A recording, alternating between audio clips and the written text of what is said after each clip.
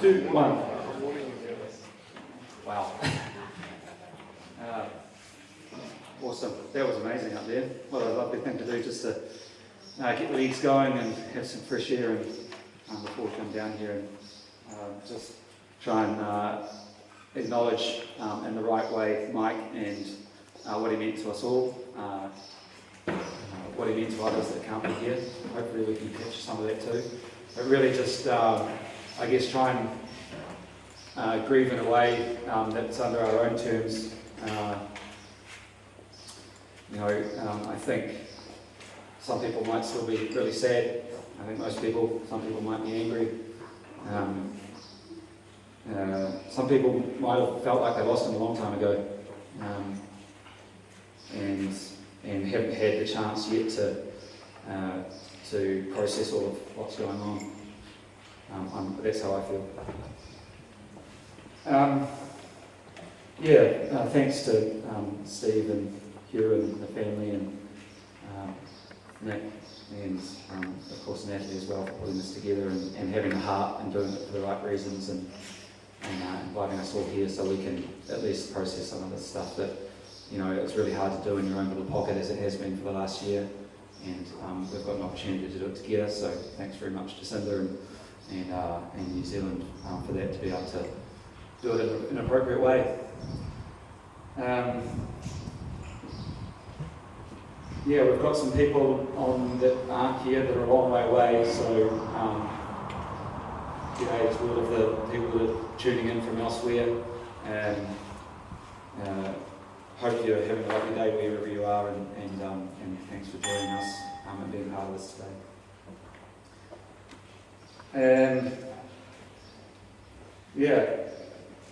I guess I've heard it up there a little bit. It's for Mike, and it's a time where we could all salute his meaning to us and contribution to our industry and to our lives. So it's going to be all about that. It's also going to be about the living as well, the people that are here, that are left over and that have to try and deal. Mike's gone, so it's about, this is for us as well. The order of events today, just this little session, kind of follows Mike's trajectory in New Zealand, having arrived here. We're going to hear from Rosie Finn, so from Noida as a young girl, Phil Tonkin from SOAR, we'll talk about that, Marcel and Sherwin, Lynette, and I guess now we're sort of getting into the industry and the heart and soul of what he meant to this place. Blair, perhaps from a fine wine perspective.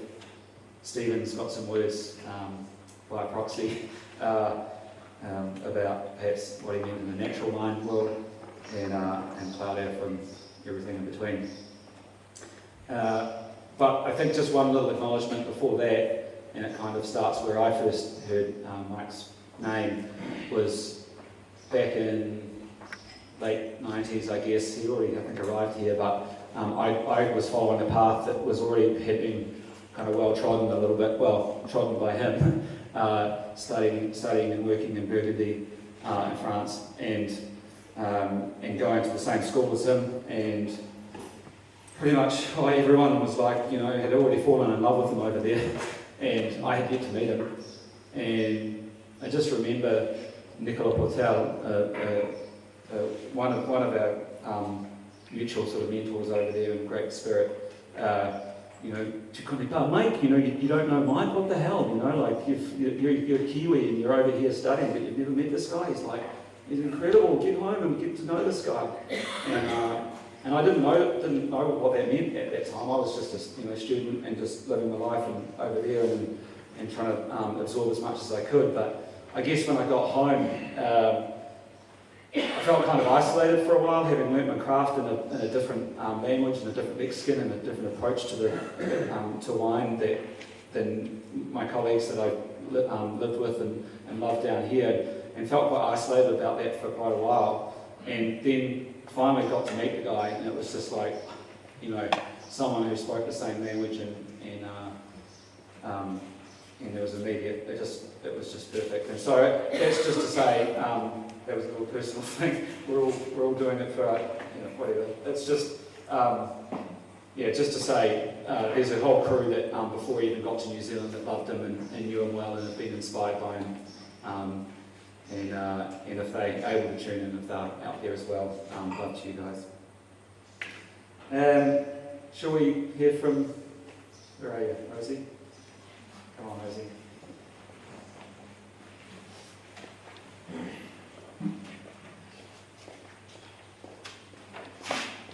I'm here on behalf of the family, but I don't quite have the nous that my mother does for public speaking, so just bear with me. I was only 4 when I first met Mike. Jude employed him as a co-winemaker with Dad in the winery. It was her 50th birthday present to Dad.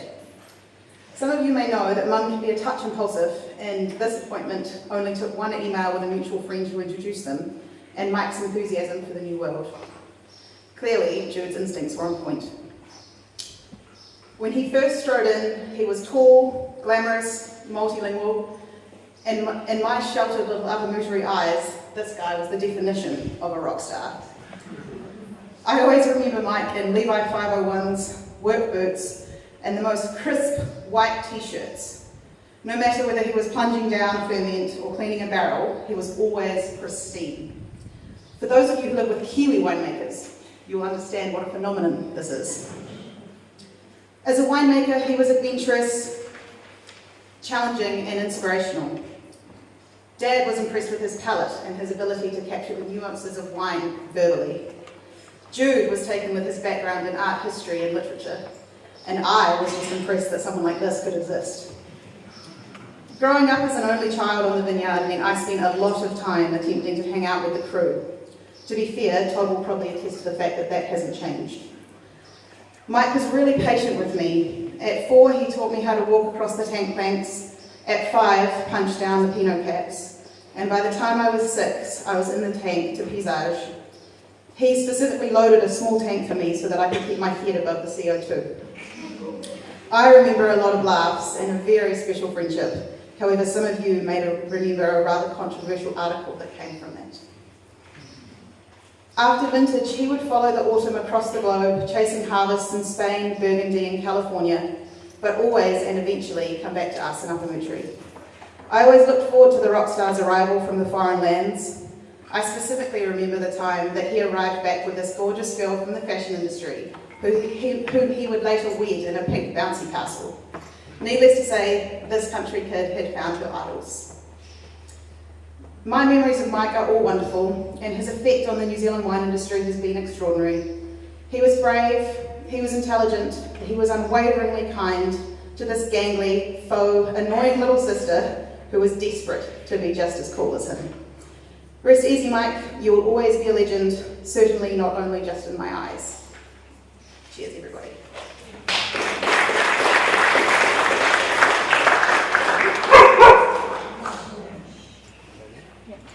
This is a funny thing. When I first came from France, from Burgundy to Nelson, when I was working at Neudorf, I got in a lot of trouble because Tim and Judy, who own Neudorf, were away, and a reporter came out, and I was plunging the tank as I do, in my boxer shorts, pushing it down, and she put a picture in the local newspaper, which had this very damning line of grape juice, which was above the level of my boxer shorts. Oh my gosh! And there were like 100 calls to the health department saying, "Is it safe to drink Neudorf wine if this person has been bathing his genitals in the juice?"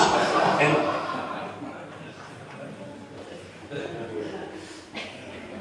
Classic. Thanks, Rosie. And Nick, thinking about a 4-year-old, I remember seeing it through the eyes of a 21 or 22-year-old at the Kaikoura Roots. Just that first absolute incredible impression I think all of us probably felt, man and woman, of just, Jo, when she was, we were at Kaikoura Roots and she came back looking for somewhere, a bit of a shelter at 4 o'clock in the morning, and stumbled into a caravan where there was this beautiful man, cross-legged, apparently reading Yeats, English literature graduate, Jo was just like, oh my God, drinking Noel, you know, the exploding Jesus. She just thought she saw God, basically, I think. And I think that's, you know, how just his beauty was just, just took the, you know, just shone up the room, I guess. And then there's two of them, there's Claudia as well. I was like, wow. So, Phil, just to talk about soils, please.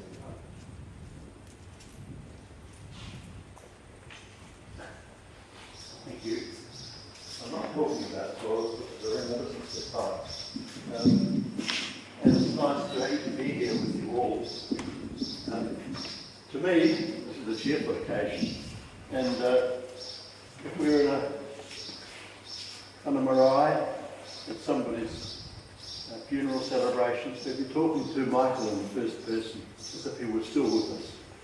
And that's something we should all keep very much in our mind. The first contact I had with Michael was in February 1999. And I understand he'd only been in this part of the world for about 3 years at that time. And he used to use part of his off-season looking for sites where he might establish a vineyard.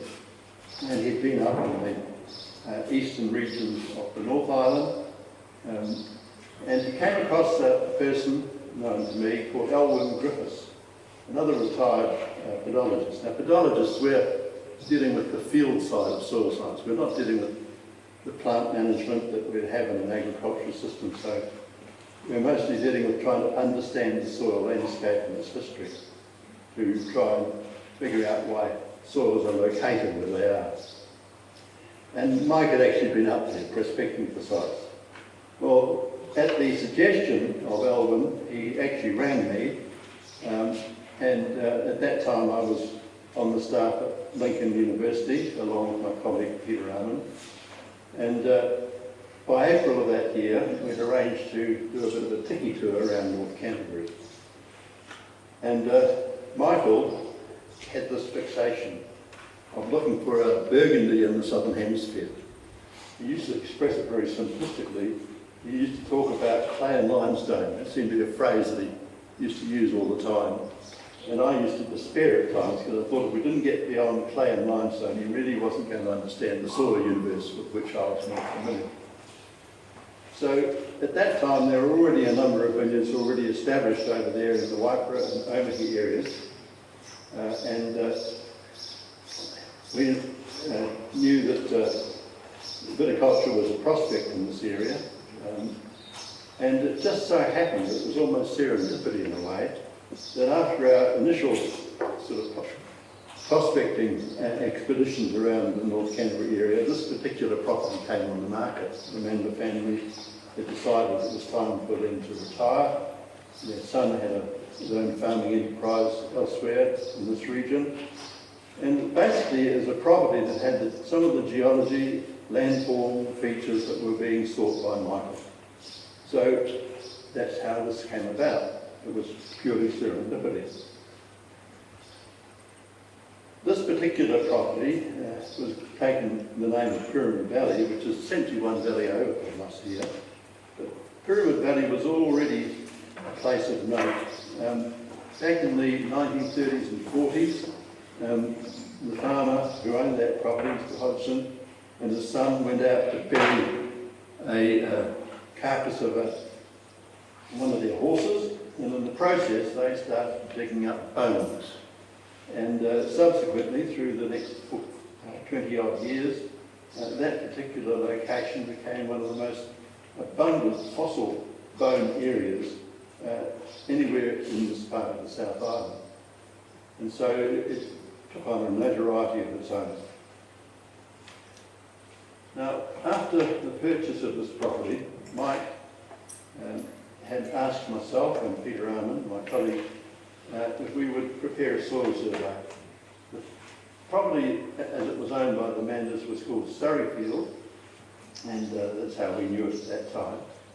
And Mike wanted us to identify the variety of soils and the best site for planting grapevines. Well, neither Peter nor myself are that knowledgeable about the requirements of vinifera but we were pleased to take on this job. It's a very interesting area, has a very interesting array of geological features, and of course it has this clay and limestone combination that Michael was wanting to use as a basis for his vineyard. I haven't mentioned Claudia at this time, but she was part of that team as well.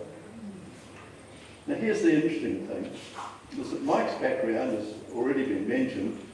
It was not only in viticulture and oenology from his experiences in France, but his initial studies were in literature and art history, which he undertook as degree studies at Stanford University in California.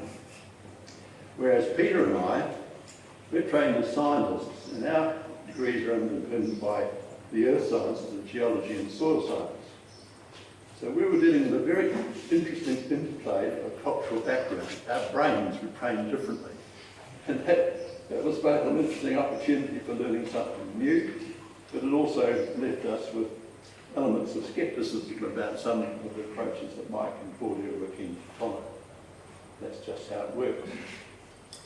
Now moving on, in 2000, in that same year that they took up this property, we had a big joint Australian-New Zealand soil conference at Lincoln University, and it was one of the field trips that was set up at that time was a field trip up here to North Canterbury to look at viticultural developments in this region.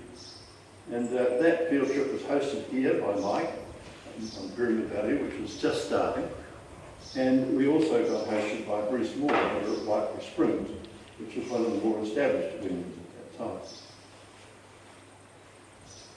The most recent contact we had with Mike, other than the occasional field trips with students, was in 2012 when, jointly with Roland Harrison, who's here today as well, and others, one of Roland's students, we put together a paper which we presented at a American Geophysical Union annual conference, which is held in San Francisco each year. And that particular contribution had a good title, I thought. It said, "A unique laboratory to explore soil-wine relationships, North Canterbury, New Zealand." And I still believe that we have this very interesting combination of soils and soil environments, which they don't have elsewhere in New Zealand. Thank you.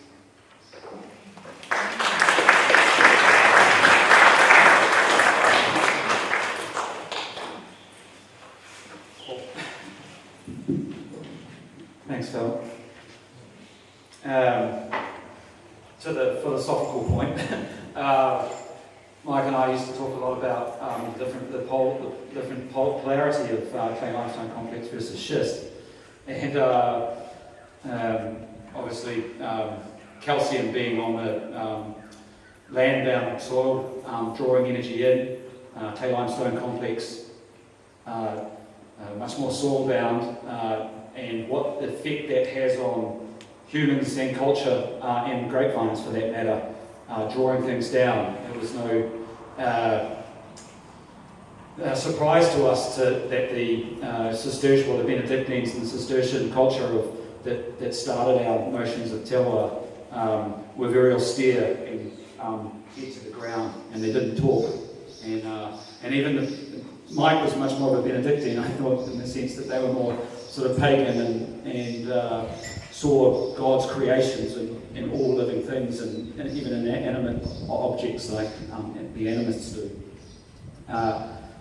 Cistercians obviously codified that and made it a little bit more strict, but really just that focus down onto the land as opposed to, say, schist, which is on the silica polarity, and it's all about fire and light, fruit and flower, and you see the effects on different wines.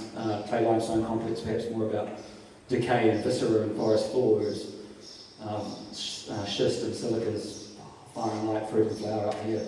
And I used to threaten Mike about, from time to time, whenever he was telling me, well, not telling me, but exhibiting how down he used to get on the drastic lows that he used to have, that I'd get a massive bus-sized rock of schist and put it on the back of an upper Perth transport truck and drive it down here and just lump it up the top of the vineyard there so he could sit on there and get some light coming back into it. that didn't happen, a small regret, but we did bring up some for Hugh and the family to sit on if they ever start like the soil is starting to draw them into. Marcel, Schuen.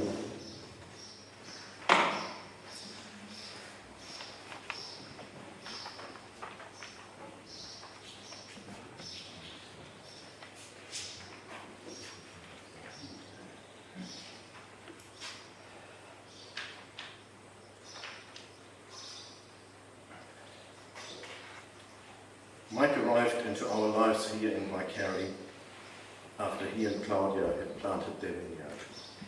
This was because Mike didn't want to be like other people he saw in his time at Newdorf, asking Tim Finn for free advice.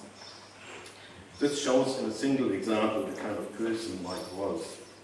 He knew what he was after and what mattered to him. I've always respected him immensely for his approach. His patience and even temperament made everyone feel at ease. His deep connection to the environment, be it the birds, people, other animals, plants, soil, wind, rain, sun and moon, was always evident and raised the awareness in all of us around him, and it was really infectious. The giftedness and genius were always present. He was a star in the sky that shone bright and illuminated all of us near to him. Always humble and modest. On one occasion at a tasting master class, he explained his role in wine by being merely the window cleaner, much to the amazement of everyone in the room. Being just a window cleaner to allow the taster to see as clearly as possible, without any winemaking influence, the message from the land and the soil. Mike's contribution and impact on New Zealand wine is best summarised by an article written by Lisa Parodi-Brown, Master of Wine. For those of you who don't know Lisa Parodi-Brown, she works for publishes a business called Robert Parker, which most likely to all of us here in the room is the most influential wine critic in the entire world. She wrote 6 years ago the following piece. You may think you know New Zealand wines, but I can assure you that until you have tasted Pyramid Valley, you have no idea. When I first sampled the earliest releases from this left-of-centre producer, I was so drawn to the signature, groundbreaking, if at that time not altogether flawless wines, that I vowed to pay them a visit as soon as possible, which given their location is easier said than done. There was a spark of otherness about the wines that was so unlike anything else in New Zealand, it was difficult to say if proprietors Mike and Claudia Weersing were geniuses or mad geniuses. I'm kind of thinking there's an element of the later going on here, but at least my first visit in 2011 and follow-up visits this year have confirmed to me that they are most definitely wine geniuses. Having searched New Zealand for their ideal plot of land to produce Pinot Noir and Chardonnay of the very highest quality, the Weersings were tempted by camaraderie to plant alongside their friends in central Otago. But it was the unique clay limestone soils and scarp slopes near Waikari in North Canterbury that stole their hearts. In 2000, they planted wines in one of New Zealand's newest and remotest wine regions, so new and remote it still doesn't really have a name other than North Canterbury. Claudia is a biodynamic green thumb, and Mike is a Burgundian-trained winemaker in this small-scale hands-on operation. Everything in the fields and winery is as natural can be, and anyone who has followed the wines over the years will know from tasting, if not knowledge, that Mike has tested the boundaries of no to low sulfur additions and now seems to have a knack for adding just enough to ensure stability without compromising the couple's ethics. The results speak for themselves. Astonishingly good terroir expressive wines that will challenge all your preconceptions. Ideally, Miss Mike.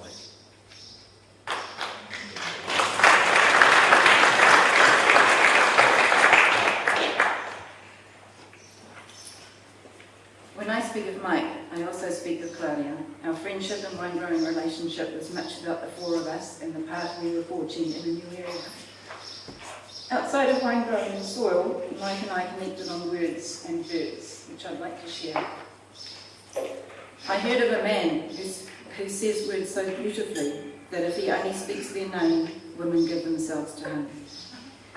If I am dumb beside your body while silence blossoms like tumours on our lips, it is because I hear a man climb the stairs and clear his throat outside our door. That's Leonard Cohen, a love poem, but it expresses how I feel, and maybe some of us as well, about walking in the eloquent footsteps of Mike's spoken words. Finding the words to express our thoughts and feelings about Mike when he was so versed and articulate, the expression of the spoken and written word no task for him. Note to self, Mike should write the eulogies. Here we go.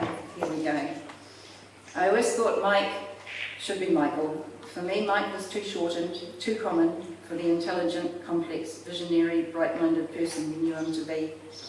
He wore different cloaks during his life and career, and those layers were something to behold. Excuse me. For my heart hath been inflamed, and my reins have been changed. Psalm 72 for Asaph, courtesy of Brian. Who you were, everything you turned your hand at, you coaxed the most out of during your life. Writing, editing, music, saxophone, wine, varietal expression, soil. You have left a trail of beautiful conquests. At times once done, left behind in the pursuit of new paths, but leaving the tail of the comet in your wake. Shedding the light of you as a person, kind, positive, interested, generous of heart and judgment, with emphatic belief, vitality, conviction, and such energetic ability to convey that. Seeing beauty in person, nature, anything. It's no understatement to say you could collect disciples in the most positive way. What you did in wine, showing the mirror, the spectrum on which to stand, and the pushing of boundaries, holding up a way, a permission, and allowance to examine boundaries and push them to rethink norms or decide where to sit on that spectrum of conventional versus natural, forging forward and carving that ultimate space for yourself. Our friendship, represented by the privilege to be here to speak about you, not a measure against anyone else's love or sharing or experience, just a profound gladness to have known you. Ours was a journey shared in friendship and truth, a validation between us that the ethos of wine growing is what mattered, not profit, a shared belief in a common landscape for common grounds and finding our own paths. On describing our shared pull towards limestone, how we all got here, it's from H is for Hawk by Helen MacDonald. We are looking out across a wide downland valley. It's beautiful. I take one deep breath and exhale, full of the ballooning lightheadedness of standing on chalk. Chalk landscapes do this to me, bring an exhilarating, on-tiptoe sense that some deep revelation is at hand. Loving landscapes like this involves a kind of history that concerns itself with purity, a sense of deep time and blood belonging, and assumes these solitudinous, windswept landscapes are finer, better than the landscapes below. The frequenter of downland is occupied with essentials, with structure, with forms, and with textures. Aloft, he breathes an air that tunes into the grand, archaic, naked form of things. It's a landscape that's a parable of the ADA design, that the chalk cult rested on a presumption of organic connections to a landscape, a sense of belonging, sacrifice, or an appeal to your own imagined lineage. That chalk downlines held their national and, as well as natural histories, other ways of loving, working, and being in the landscape, how they tiptoed towards darkness. Such is the connection to this white land, Thank you, Mike, for being you and for being. May the birds we love take you over with the past and on to where you sold and recently journeys.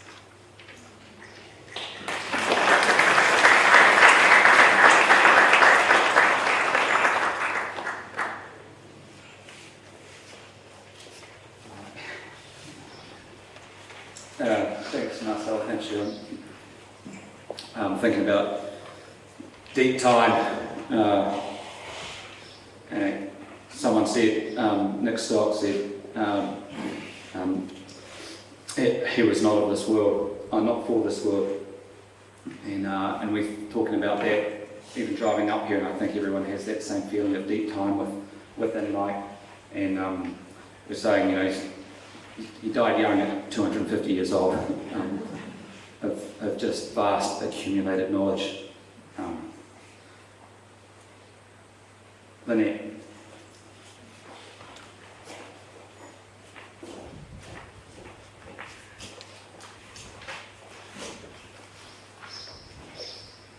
How do you say goodbye to one of your dearest friends? It's hard and incredibly sad, but it's about relishing the good and bad times.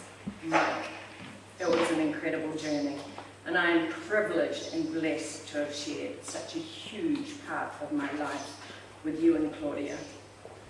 I still remember the day I met you like it was yesterday. You walked into the winery at Pegasus, and the impression was incredible.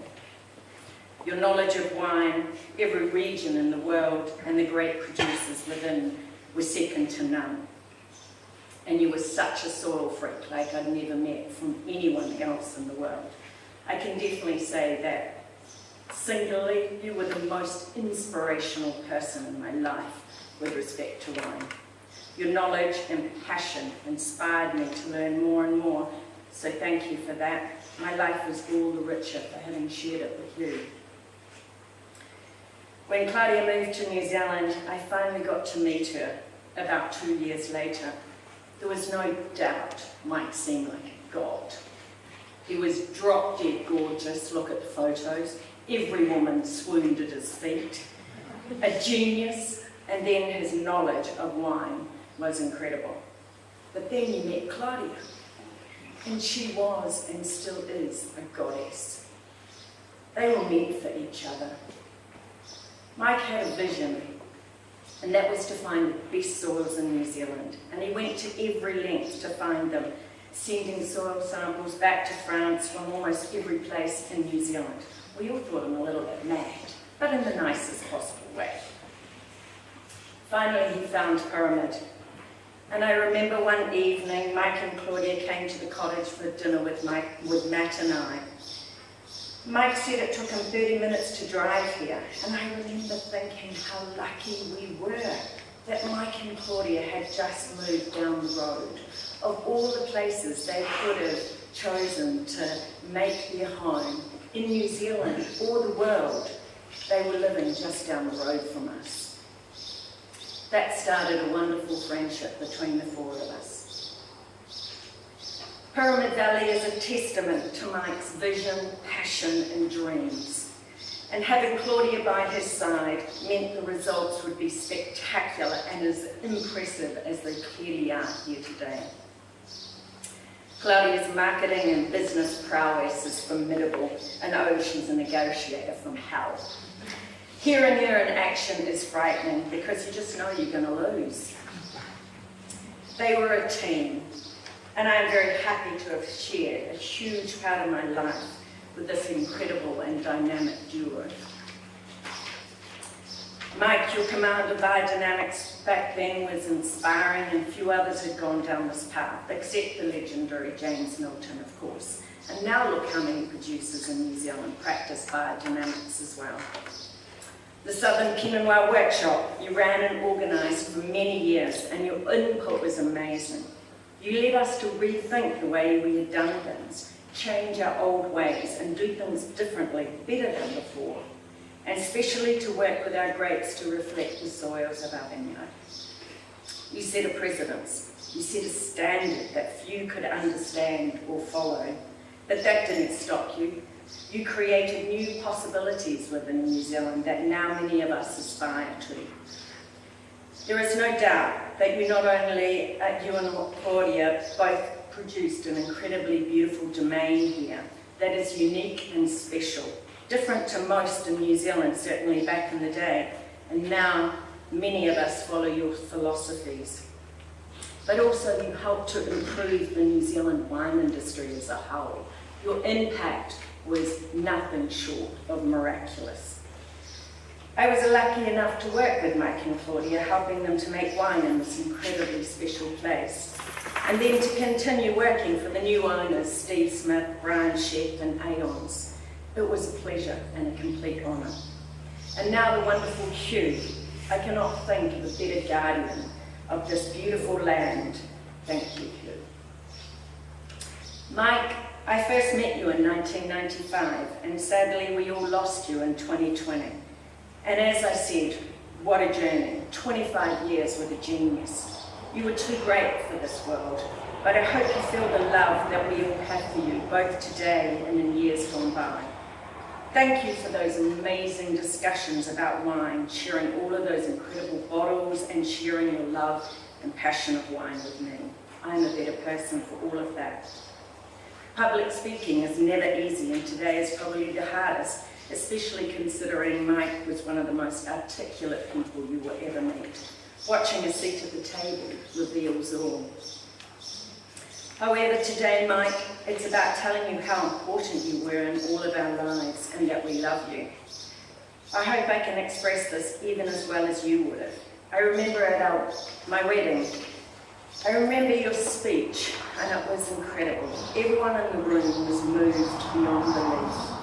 That was the effect you had on people who were lucky enough to meet you. I do miss you every day of my life, Mike, but please remember you will always live on in my heart. I hope you're in a happy place, soaring high and remembering what you achieved on this earth is nothing short of miraculous. I love you now and forever, Lynette.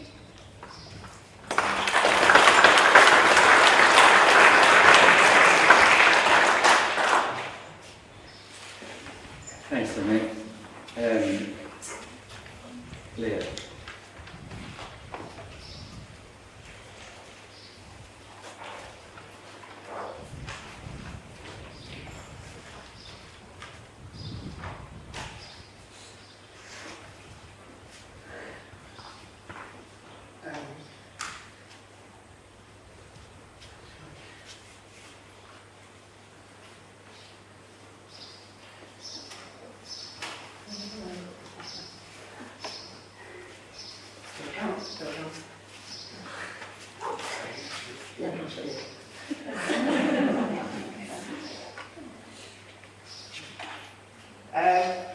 I think a lot of what I have to say is already been said. Just going to be a little bit of repetition, but it's pretty short and sweet. And I referenced some of the other speakers. I first met Mike in '95. It was when I was working in California, and we were in the cellars at La Hota Winery with Bill Smith, and there's a picture on the wall there that I, back in the days when we had our photos printed out and things, and I found it the other day and brought a copy along here. And what I was interested with the photo, I had two photos of Mike, but this one was just a stack of barrels. I mean, this man, this drop-dead gorgeous man that's has been talked about. And I think it was those Chortically lookalikes that I was photographing, not this beautiful cellar with these straight barrels. And you can see that in the photo, very obvious. And then a few years later, when I was back here, I was able to connect with Mike and Claudia, and became close friends. And part of that, obviously, in wine meant we got to share a lot of amazing bottles together. And his passion, his knowledge, and the way he was able to articulate the great wines of the world was extremely infectious, and made a huge mark on myself and all of us, as it's been mentioned. He was embarrassingly generous with the great bottles. These bottles are not inexpensive, so it's a real treat when we get to see these kind of bottles. And I think that really was a amazing opportunity to share and such amazing people as well. He was able to articulate these wines in a manner that I'd never heard of before, and that was extremely influential. And as Matt said up in the vineyard, that mental shift, that influence that it's had on many of us, and I'm sure it will be an ongoing legacy to the winemakers of New Zealand that Mike helped us with. And then when the first pyramid wines came out, you could sense that level of comprehension and understanding of what goes into these great bottles. It was there, it was plain obvious. I had the opportunity to return the favour one time when Mike and Claudia were down visiting the first time to take fruit from the Calvert vineyard. And I'd just taken delivery of a wooden box, Chambon Musigny from Georges de Bourgogne. And I thought, right, perfect time to chisel this open. Sitting on the steps in front of the winery, and lo and behold, it was full of Musigny and Les Amoureux. That was from Webb's. Maybe some of you others had experience with Webb's back in those days. We certainly didn't tell them. We whipped the top off a couple of bottles and enjoyed them right then and there. It was nice to return some of the generosity, even if it wasn't purely wine. Said that it was an inspiration, and he's just so articulate and meticulous and considered with his words, and I think that's inspired and helped a great many of us. I don't think I ever heard him diss a wine. If he did, it was always with a cheeky grin, often tongue-in-cheek, literally, but always respectfully, with all the grace and humility that constantly poured from him. Mike, we're also honoured that we got to know you. Your impact on us has made us better people. Your always humble and sincere words were incredible. Far greater than the memory, in the memory of a fine Chevalier Montrachet or Musigny, your kiss on the lips will endure forever. You're a distinguished vintage, the very finest bottle that we'll never forget. Thank you.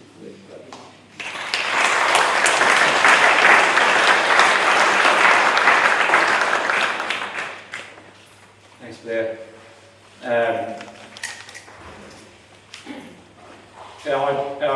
Just listening to you and Lynette reminded me, or made me think of what Duncan said when I was talking to him about when we had a little moment thinking about Mike a couple of weeks ago, and he's like, first time, immediately when he met him, I'm sorry I'm paraphrasing Dunk, but I'll give it a crack. He's looking at me like, first time I met him was just like, oh my God, that's the guy I'm pretending to be. That's the guy we're all pretending to be.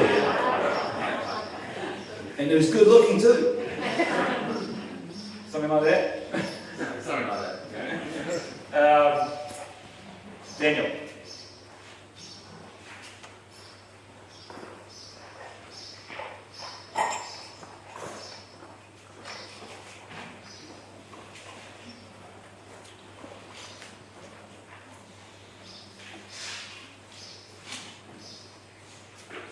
Hey guys, hopefully I hang in there and don't lose it, but I'll do my best. Thank you Steve and the team for putting this together today. You've done a great job. It's really special to be back, walking around up there. I have so many amazing memories. It's a really beautiful thing. Forgive me Mike, because I'm talking about you today and he would have told me to shut up, but I want to, it's important to me. He didn't like a song and dance, we all know that. He liked to keep quiet, and he would have growled me, but it's going to happen, I'm sorry about that. So many great memories, as I said. The beautiful man with the bare feet. One of the things I remember the most about Mike is walking around with barefoot, no shoes on, bare feet, which happens to be one of my favourite things to do too, but I'll really miss that. You see him at all the wine shows and all these people in beautiful clothes, and yeah, he'd have nice, clothes on, but he'd have bare feet, standing there, and I thought that was just wonderful. It always was so beautiful to walk into a room and see that. It was such a special thing. He had his ways. Whenever I saw Mike and Claudia, I can't tell you how many great memories I have here, sitting out on that balcony over the years, drinking many great wines.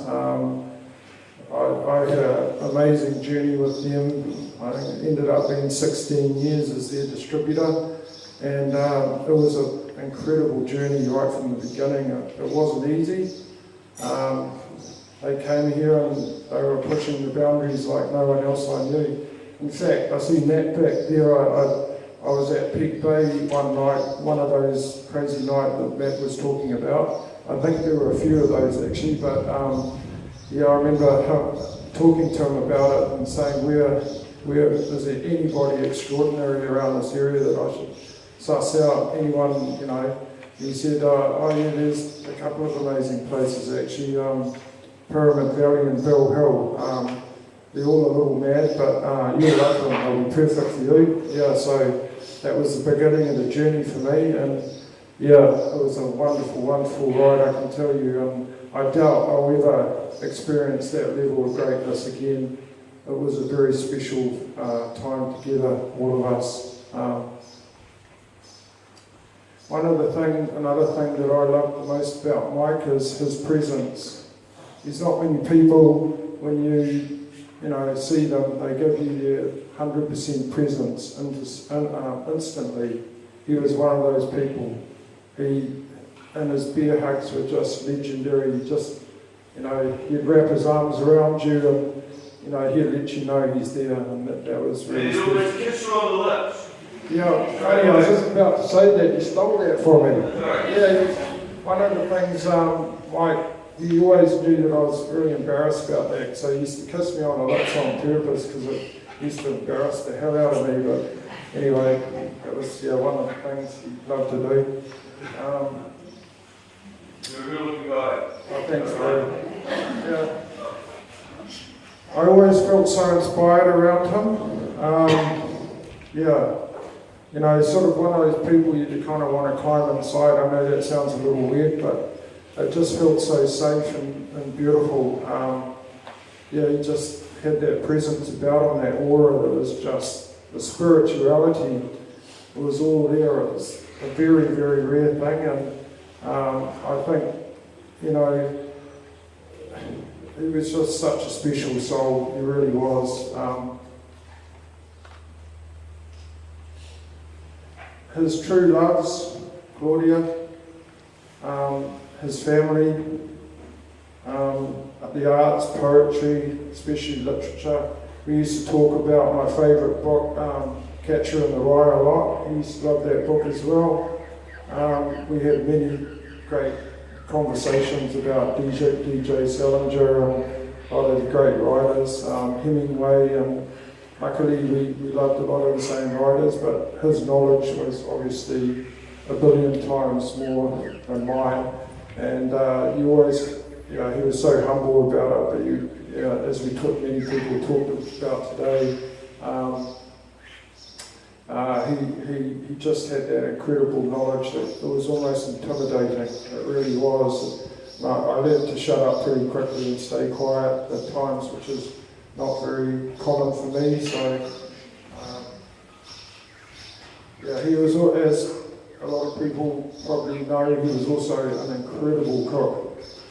So I love food as well. So whenever I came here, Claudia was as well, of course, but there was always incredible food. Like, one of the things I remember the most about this place is not just mind-blowing wines we used to drink, but the food as well. And we'd all hover around the kitchen when Mike was cooking. With Claudia, they were a team, they were doing it together, and it was one of my favourite things too, just hovering around that kitchen with all the dogs and the madness. It was wonderful.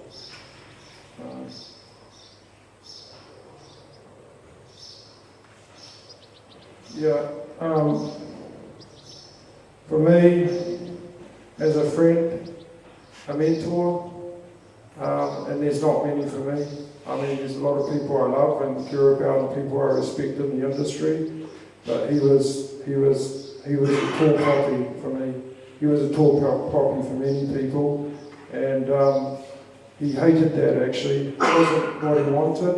He never wanted to be a tall poppy, but you know, that's just the way it was. And it's something, and he's someone that I'll always look up to in that way. And you know, I love that about him, the fact that he was so humble about it.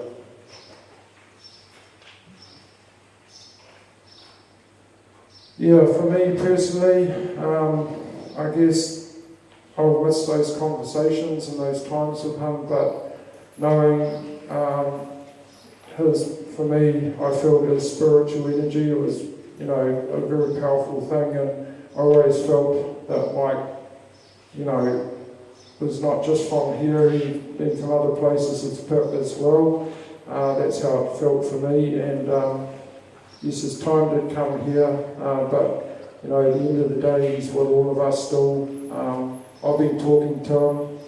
I do a lot of ocean swimming these days, and I'm out there in the water and have these conversations. It's pretty unusual, but quite beautiful. And I've been out there talking a lot to Mike, and it feels really good. And I'll keep talking to him. I've got a lot of those magnificent wines of the Pyramid Valley cellar, all the great bottles, and I'll be opening those over the years and drinking some with Claudia and friends, and many of them will just be me sitting on the deck or whatever, and you know, toasting to Mike and having one of those conversations.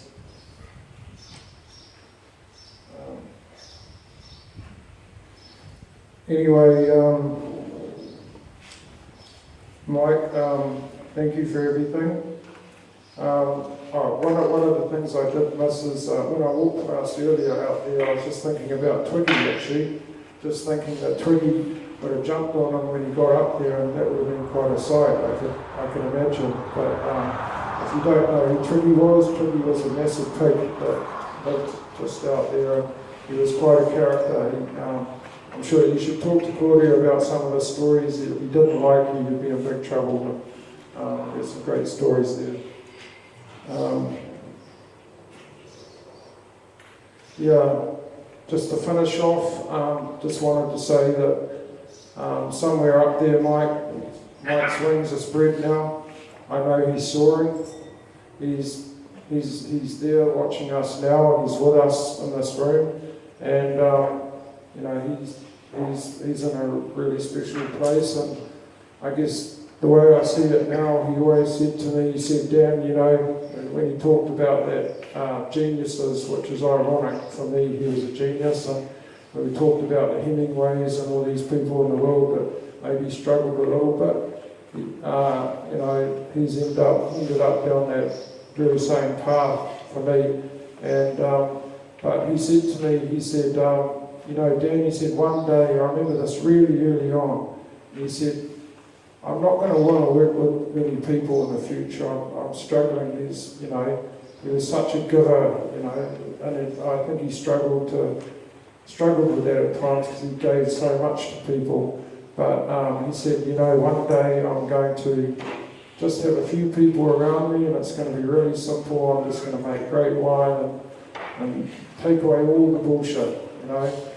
And I guess in the end it's kind of worked out that way. I like to think of him just up there somewhere, maybe just with God hanging out, you know, and he might be teaching him how to make some good wine up there for, you know. Yeah, I wish you all the best, bro. Love always. Thanks for being there for us, and take care, DK.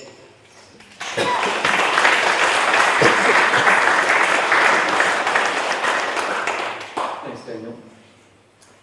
Natalie? Steve. So these are some words from Stephen Wong, who wasn't able to make it today. From a piece of earth to a place on earth. I have a vivid memory of my first meeting with Claudia and Mike. In section 1 of the original Matterhorn restaurant, late morning, sat under the slatted sunbeams streaming through the skylight. The humdrum of day service, the metallic smell of the first extractions from the coffee machine, aromatic stock wafting from the kitchen pass as the chefs prepped for lunch. In walked two surreal beings, shining with an otherworldliness. Gossamer hair, smelling of summer and countryside. One casually sophisticated, the other effortlessly, timelessly fashionable. I'll leave you to figure out who was which. We smiled, we shook hands, and we sat down as I listened to a story about their quest to find a piece of earth and what they dreamed to do with it. For the next hour, I tasted, I listened, I asked, they answered. I talked, they listened. Then we all stood, we smiled, we hugged.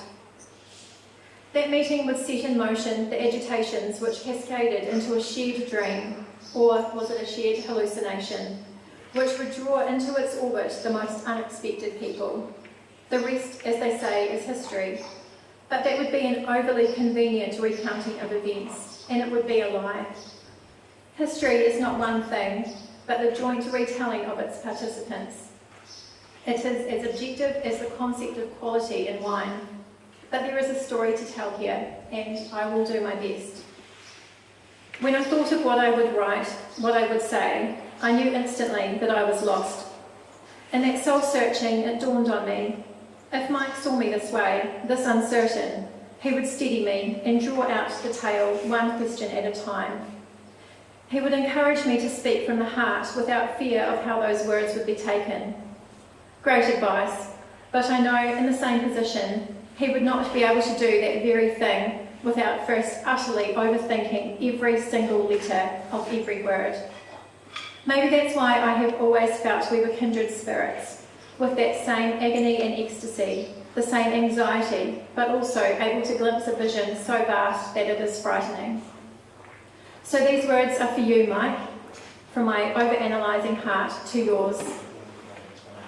I started writing about how you gave birth to a movement, how you made a difference and forever changed the course of wine in this nation, but quickly realised that I wouldn't be adding anything not already said across dozens of tributes and blogs published since your passing. And it would be embarrassingly inadequate to recount you so dispassionately, nor so opportunistically. I attempted to put into words the warmth of your poet's soul, your remarkable vision of a world remade natural.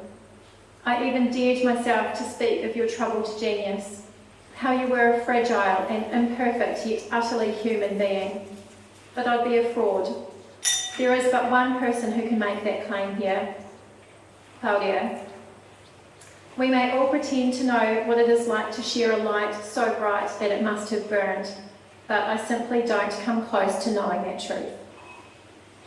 So I am left with that stark reality that embodies my paradoxical experience of you. In the days following the devastating news, bars, restaurants, email clients and message inboxes erupted in a spontaneous outpouring of loss. Warm moments, sharp quips, quotes, old photos and many, many bottles of Pyramid Valley. Tears were shed, glasses were shared. What struck me was not the extent of your reach, but how tenuous it seemed. How was it that you made such an impact on people who met you but once, or in passing, who watched a clip of you in an interview, or whose only connection to you was a story passed around the room after chairs were raised, windows shuttered, and staff drinks dispensed in the quiet hours of the morning? As I spoke to my compatriots and fellow travellers upon the seas of wine, I realised that our shared experience is actually an illusion born of introversion. Certainly, you were a force to be reckoned with, a bulwark of philosophy and ethics crafted from your beliefs, at once challenging and inspiring, but for me, your greatest contribution to wine was not in wine itself, but in forcing us to confront who we are when faced with the dichotomy between the person and the wine. The utterly authentic and painfully raw way you bared your soul in every wild, daring wine you and Claudia crafted made it impossible to separate the intent from the result. To view your wines dispassionately and objectively was to comment on the choice of colours or the thickness of a brush stroke in a Degas and not to feel the seedy madness of the Belle Epoque roaring like a hurricane through that messy canvas. You have become a mirror unto which I view myself, to turn my eye inward and look deep into the how and why I react the way I do. Why does my respect of you translate into evangelism of your work?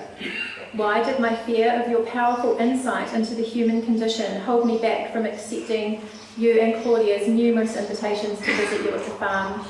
Something which I now harbour as a deep shame of never doing until the farm was sold. And most of all, why did the entirely self-constructed epic fiction of what I believed was my relationship to you hinge so heavily on an uncertainty of my place in that story? I understand on an intellectual level that I remember you. I catch flashes of a deeply human and personal tether to those moments we shared.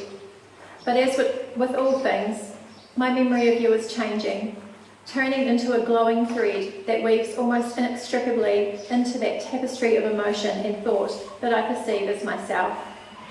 You are transcending into an ideal, a compass, and I know not where you end and where my own ideas begin. I could say that I have been corrupted by the memory of you, and a gloriously beautiful corruption it is.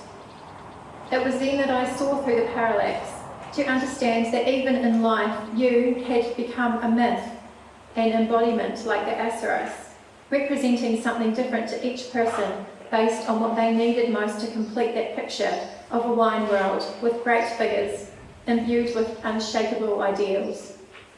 Rocks of immovable truth in an ocean of constantly shifting context, relativity and all but certain uncertainty. And that made me feel a pang of sadness. What a burden it must have been to have that responsibility forced upon you, to be more than human. Not because you set out to be, but because that is where we needed you. It is a rare privilege of the very few to leave the world a better place than you found it. But did it come at a painful cost? That is not for me to know. What I know is the stories of you are out in the wild now, taking on lives of their own. They will become taller with every telling, each bard adding their own spin on the tale. Mike, you are becoming legend. Wherever you may be now, I hope you know the enduring impact of your work, your words and your life. I would say it takes great imagination to grasp just how wide your influence is, but thankfully your imagination is more than up to the task. For even amongst those who may not personally know you, or whose ears have yet to hear your name, your reach extends. As celestial bodies participate in that great cosmic ballet, each orbiting another at even greater scales, constant and ineffable, so too will future generations of Soms live their lives influenced by you, but perhaps not knowing how or why. I suspect you'll be a bit horrified by all of the attention and gravitas being lavished upon you, but in my heart of hearts, I secretly hope that you're quietly pleased and you're more than a little satisfied by it at the same time. There is no one left to judge you, no one to question you, no one to answer to. Mike, please just let this moment soak in and know how loved you are. Beyond words, beyond actions, to become myth, to become legend. We will save a space for you at the table. And in the decades to come, I will speak your name to those yet to join us in this world. Maybe it will make you chuckle to imagine me, an old man clinging to the past, frustrated by the young'uns who know not the giants on whose shoulders they stand upon. I feel sad when I think of how vast the possibilities were that still existed on the day we talked about your search for a peace on earth. But I am thankful that through the winding road of life, love and loss, you helped me find my place on earth. Your uncertain but hopeful friend, Stephen Wong.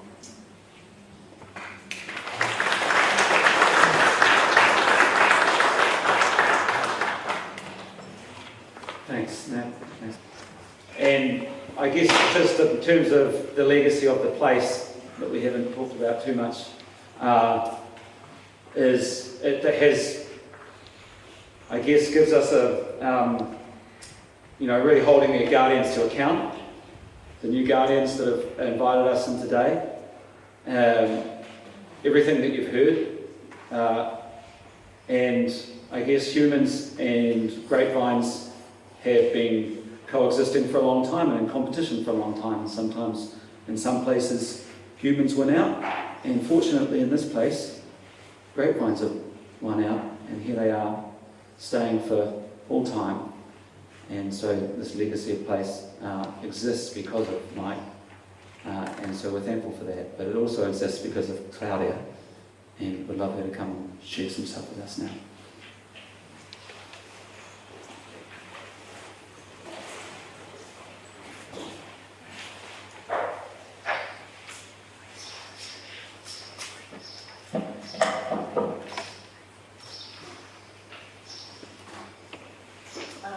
This is the seventh speech I've written. I've sensed an amazing vibration since Mike is gone. He seems to be with me all the time, and I can hear the messages he is sending me. And the emotion that comes with the message can be very overwhelming. Some people tell me it's all about grieving. But as I go through this journey, I'm learning that Mike is alive and well, resting in a place that allows for his eternal energy to connect with mine. Mike spoke often of the vines being the messenger, and if we listened, we could understand the content of what was put into the final bottle. All of us here today, at some point, found ourselves sitting around the table with Mike, listening, learning, and sharing conversation of wine, the land, and times of the past that inspired us all. A master storyteller indeed, Mike had the ability to verbalize the importance of honoring the land. This place was the place that Mike had been asked to care for. It was never about what he could impose upon the land. It was about what the land would gift him and whether or not he would have the strength to accept the offering and listen to the moment in time we all refer to as vintage. Listen he did. Mike had the ability to connect with his craft at every level from soil to sky, and he had the kindness to share this connection and learning with all of us. Many say wine is a moment in time captured in a bottle. For me, and only due to Mike, a wine is a book you open. Inside is a story that moves you enough that you never want the story to end. Mike, I never want the story to end about you. Where do I begin? How can I possibly find the right words that would mirror anything of value in comparison to yours? But that's not the point here, and I'm reminded that I am a listener too. Not only in his voice is his voice in my head, I feel the weight of his value in everything that is meaningful and dear to me. Mike came into my life when I was 21 years young. At 24, we began a life together well before Pyramid Valley. But it was really this place where I began to understand Mike's ways and ideals. You all know the story, the journey of how we got here, what it took for Mike to find this place. But I don't think many of us know what happened on the fringes outside of wine growing and winemaking that gave Mike a sense of pride for this place. Mike's honorable duty of caring for the land and those that entered this space contributed energy that this land will hold forever. I'd like to share with you one of the stories at Pyramid Valley relating to the story of Kaha o Te Wai, the energy of water. Above the pond is the spring face where the swamp gums once stood to absorb the groundwater that would flood the area below, referred to as the swamp paddock. The swamp paddock gave Mike the idea of a wetland, with the greater area becoming the pond. Most of us see the pond as a source of frost protection. It's so much more than that. Mike wanted to create a place of rest for migrating birds and replant the forest that once stood here. The project began, and with it came days of collecting native plants and tree seeds with Chris Todd from the Department of Conservation.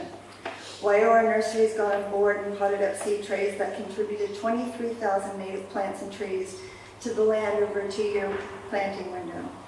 The big machines arrived to dig the hole in the swamp paddock. The glockinated green sand soil became a source of great frustration. Even the biggest machine had trouble moving this soil. The locals all laughed at us, saying we'd never fill that hole with water. One of my highlights of planting the natives was working with the team and several of the refugees that came off the Tampa boat from Afghanistan the previous year in 2001. We all planted the seedlings, the rain born of the earth came, and the pond filled overnight. The neighbors couldn't believe it. Mike and I had to last laugh. Mike's vision was born, and the native trees that stand now will most likely outlive every vine here. And the birds will continue to come in pairs and in hundreds and find rest amongst it all. The jetty at the end of the pond, where the team would swim at lunch to cool off on hot summer days, and we would race down the hill from Angel Flower Vineyard to be the first in. A busy time, and with noise of the team and the dogs barking. Mike chose to swim on hot nights when the place was silent. Mike would dive off the end of the jetty, reflecting stars on the water, and on a full moon, the swallows would fly around him. I hold that time in my heart, so many fond memories here. When Mike was 10 years old, he wrote this on February 21st, 1975, amongst his redwoods. The pond's reflections are like an underworld which has duplicated the world we live in. Stretching as if he had just awakened, the great oak stands. As he yawns, he holds eternity on his unforsaken limbs. Forests of green and meadows of gold are vanishing from the broken earth, and as they are disappearing, I know they won't be back. The blue oaks sprout from the ground like weeds, as they sit in peace of their ancestors are being eliminated. This land means much to me, and I hope when the builders come, some part of nature will remain. Words of Waitaha, listen to the wisdom of those gone before us as stars in the night. One night, midwinter of 2010, lying under the stars near the White Rocks, Mike spoke of the body electric while staring at the sky. 2010 was his first sparkling Riesling made from the Rose Vineyard in Marlborough. Richard Rose was one of the many kind growers Mike worked with. Dear friend, cared for like a son, Sam Harrison, came up with the perfect woodcut for the label of the body electric, which incorporates the Southern Cross of the night sky at Pyramid. You will always find the body electric here at Pyramid, when you lie on the grass and look up at night.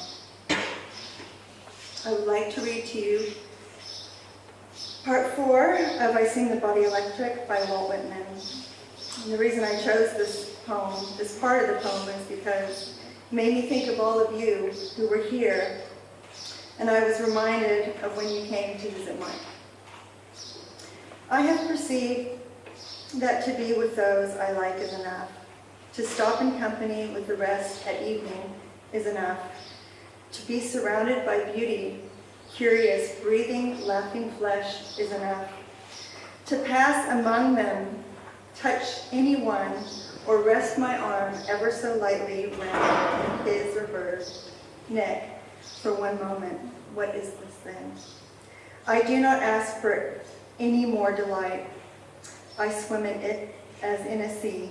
There is something in staying close to man and woman and looking on them and in the contact of odor of them that pleases the soul well. All things please the soul well, but this pleases the soul well. Mike, rest assured this place is in good hands. With the new plantings of slopes, Mike and I only dreamt of seeing under mine, more trees planted each season, and plans for more Kahaotewai, Mike, your star will shine amongst the mighty roots, trunk, and branches of the redwood we planted in your honor today. Those roots will connect with your vines and your native trees to hear the stories of your time here. Those roots are fed, held, and nurtured by all of those who respected you and hold you so dear in their hearts and minds. The vines here will feel your energy forever, and the native trees you planted created the foundation you laid upon the land that will hold strong for many generations to come. I'd like to leave you now with words from Mike, written not too long ago. He titled it, Is Energy. So lively, so full of life. Living can almost feel a pulse, a heartbeat. And for me, that heartbeat never comes from variety, not from winemaking, though industrial winemaking can certainly murder any wine. Neither from season, but from the soil and site, from the people who work this place, their place, and they love it, they have for it.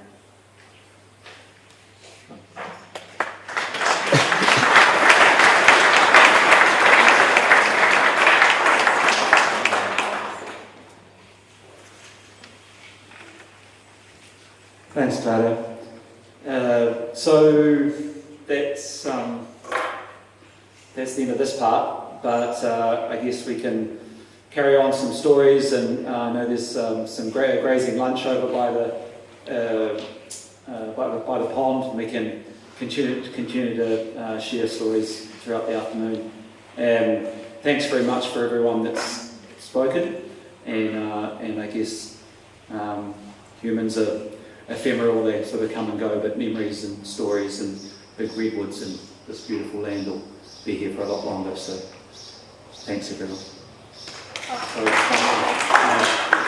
before we head over, we've just got a radio edit from an interview that Mike did some time ago, so I thought it would be really nice for us to just leave listening to Mike's voice before we head over, so we just want to hold fire for a couple of seconds. We just want to play the edit for everyone. Okay. Thanks, Nat. Thanks everyone.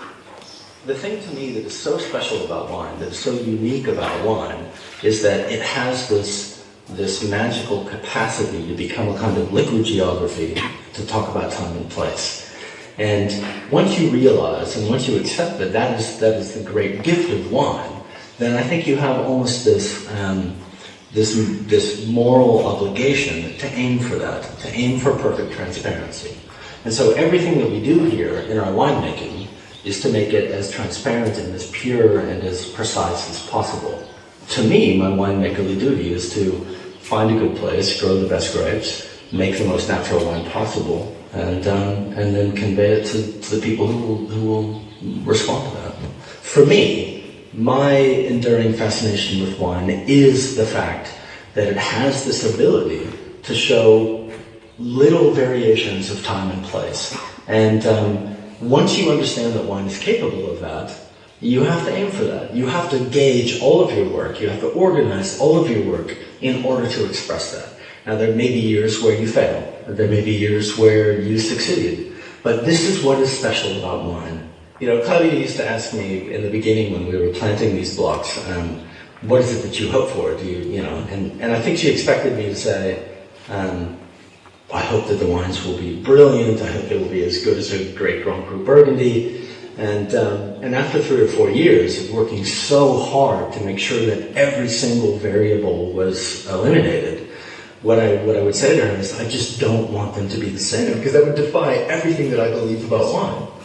And sitting down to a chilled glass of your Chardonnay or a glass of your Pinot Noir must be the icing on the cake for you. You know, it would be if I weren't me.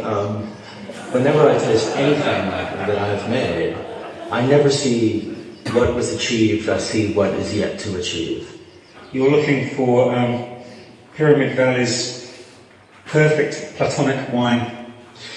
Platonic is a great word, because yes, Platonic to the extent that the best wine that we will ever make from here will have nothing to do with me.